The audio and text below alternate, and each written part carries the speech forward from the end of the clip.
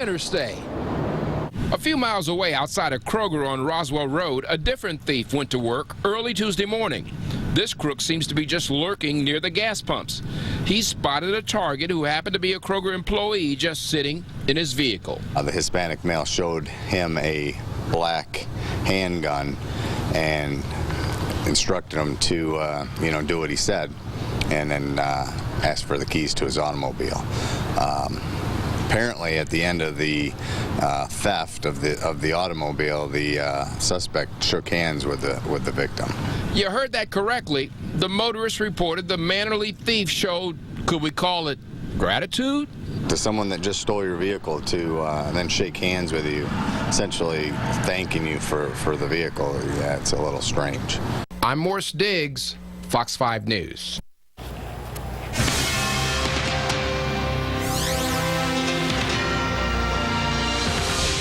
Republican presidential candidate Donald Trump is resurrecting the impeachment of Bill Clinton to attack his Democratic opponent. Hillary Clinton spent the day in Iowa, which just opened early voting for the November election. Voters in several battleground states are already casting ballots.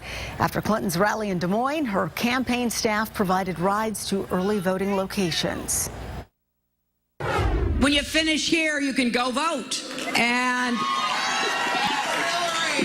we can be on the path to victory here in Iowa. How can she lead this country when she thinks America is full of racists, deplorables, and irredeemables? Well, during his New Hampshire rally today, Trump told supporters they need to remember the 1999 Clinton impeachment. He said it's evidence that the Clintons are, in his words, the sordid past. Well, some may be surprised to hear that there are groups of Trump supporters from the Latino community. Yeah, but tonight, the Georgia Hispanics for Trump coalition gathered in Gwinnett County to announce their backing of the Republican presidential nominee. And Fox 5's Natalie Pozo spoke with members of the group. She joins us now live from Gwinnett County with the latest. Natalie?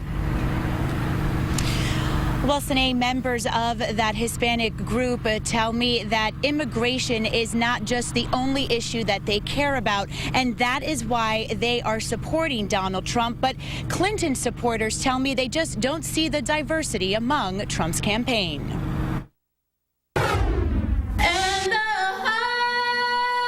Some may think Hispanics are not backing Republican presidential nominee Donald Trump, given his stance on immigration and a comment made at the beginning of his campaign calling some Mexicans crossing the border criminals.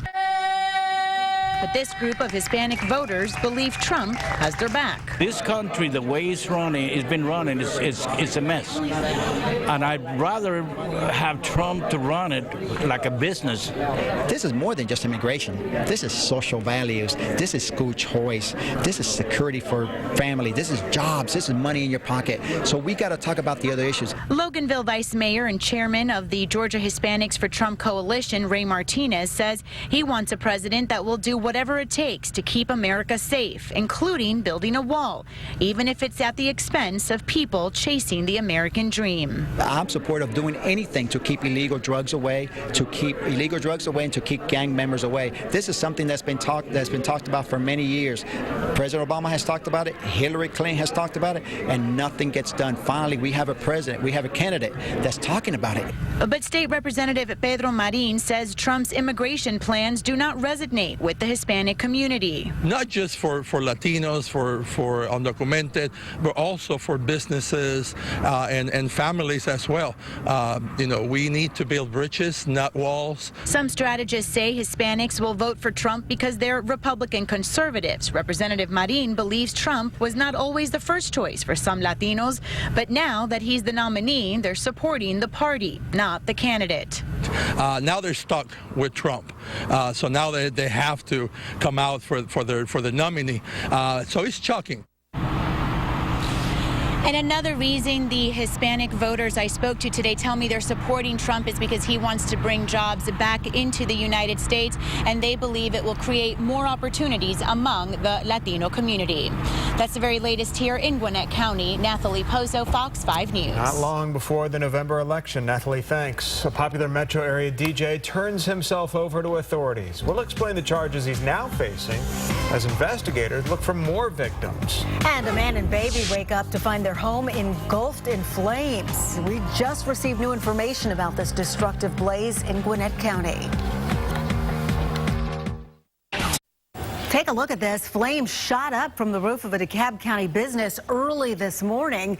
The fire left behind a completely collapsed roof and serious structural damage. This is at the Nedco warehouse in Lithonia. Firefighters say they got the call at around 6 a.m. They battled the blaze for several hours. Investigators now working to determine what caused the fire.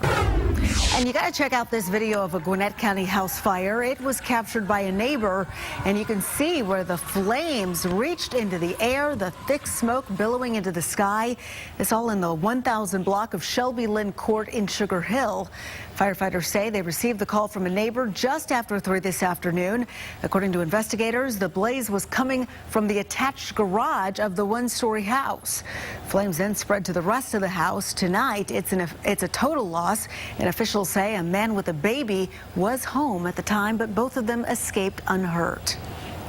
And a tree falls on an Atlanta home, trapping a young woman inside. But thankfully, the woman's mom is a 911 dispatcher, and she was able to talk her daughter through the scary situation. LaPhaedra Tony says she was at work at a City of Atlanta 911 call center Tuesday night. That's when one of her coworkers told her her daughter was calling in. The 22-year-old told her mom that a tree fell on their house right into her bedroom, and she was trapped underneath. I was freaking out. I was screaming, and I was like, it's getting heavy. I know they're not supposed to patch me through to my mom, but I asked for her, and they were able to put her on, and I just instantly calmed down when I heard her voice. I try to treat each call as personal, like every call is family, in case, you never know. And in this case, it was family, so it worked out well, and my baby girl is okay. And that's the most important part of this story. It took firefighters 15 to 20 minutes to arrive and free the young woman.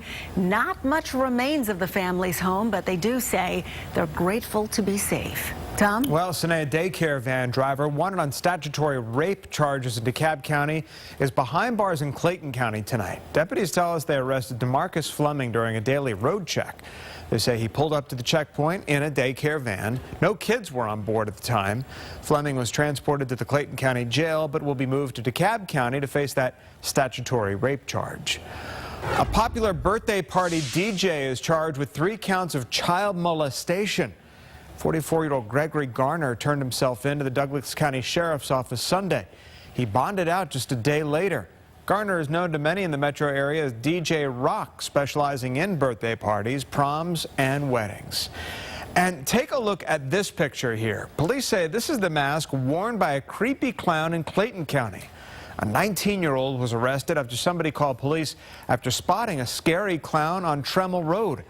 When arrested, the teenager told officers his friends dared him to wear the mask while walking home. He's charged with wearing a mask to conceal identity. This is a mask police say Creepy Clowns was wearing when they arrested him in Clayton County. Well, police have the car, and they even know who was behind the wheel. Tonight, an Athens mother begging for a suspected hit-and-run driver to turn himself in. Her desperate plea is just ahead. And the GBI storms 2 local gas stations. We'll tell you what they were looking for. And Fox 5 Storm Team meteorologist David Chanley with our AccuWeather forecast. David? Yeah, Tom, we're looking at the temperatures to continue to fall in the wake of the front that came through us. It's going to get real cool in here by early tomorrow morning. We'll examine those numbers straight ahead.